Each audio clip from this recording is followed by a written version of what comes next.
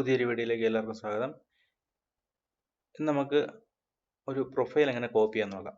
അപ്പോൾ ഉദാഹരണത്തിന് ഇവിടെ നമുക്കൊരു സർഫസ് പ്രൊഫൈലുണ്ട്, ഇവിടെ ഒരു ഇപ്പോൾ ക്രിയേറ്റ് ചെയ്തൊരു ഡിസൈൻ പ്രൊഫൈലുണ്ട്. അപ്പോൾ നമുക്ക് പല വർക്കുകൾ ചെയ്യുന്ന സമയത്ത് നമുക്ക് ആ വർക്ക് ഓരോ ലെയർ ആയിട്ടായിരിക്കും ചെയ്യുന്നത്. അപ്പോൾ അത് ഈ ഡിസൈൻ പ്രൊഫൈൽ വെച്ചിട്ട് നമുക്കെങ്ങനെ ആ ഒരു ലെയർ ഉണ്ടാക്കാമെന്ന് നോക്കാം.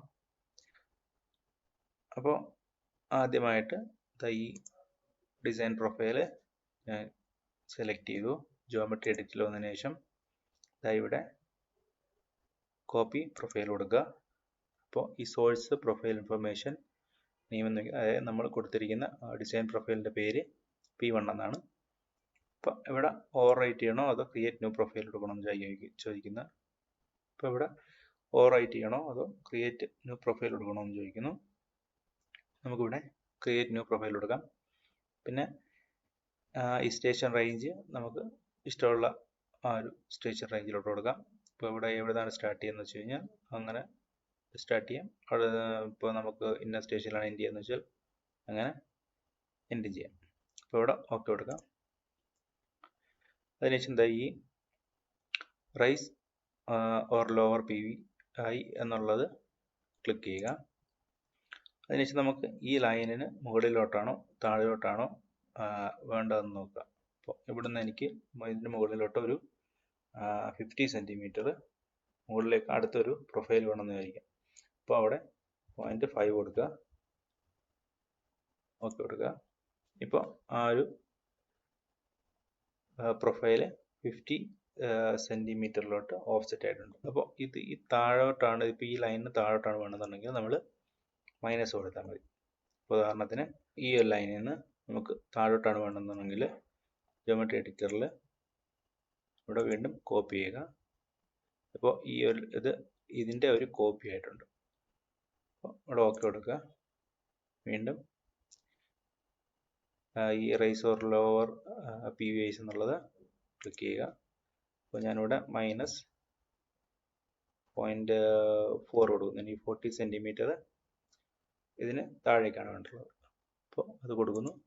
അപ്പോൾ അങ്ങനെ അതിവിടെ ക്രിയേറ്റ് ആയിട്ടുണ്ട്. അപ്പോൾ നമുക്ക് ഇത് കുറച്ച് കസ്റ്റമൈസ് ചെയ്യാവുന്നതാണ്, ഈ ലൈൻസ് ഒക്കെ. അപ്പോൾ ആദ്യമായിട്ട് ഈ ലൈൻ ഞാൻ സെലക്ട് ചെയ്യുന്നു. ഇതിൽ പ്രൊഫൈൽ പ്രോപ്പർട്ടീസിൽ ഇപ്പോൾ ഞാൻ ഇതിന് പേര് കൊടുക്കുന്നു പ്രൊഫൈൽ 1. ഇവിടെ ബേസിക് ഒന്ന് കൊടുക്കുന്നു. Create new. ഈ ലൈൻ കളറ് ഞാനിപ്പോൾ ഇവിടെ ഒരു യെല്ലോ കളർ കൊടുക്കുന്നു. കൊടുക്കാം, അപ്ലൈ, ഓക്കെ. ഇപ്പോൾ ഈ ഒരു ലൈൻ ഇവിടെ നോക്കിയാൽ അറിയാം ആ ഒരു കളറിലോട്ട് മാറിയിട്ടുണ്ട്. മാത്രമല്ല ഇവിടെ നമുക്ക് ആ പ്രോപ്പർട്ടീസിൽ നോക്കിയാൽ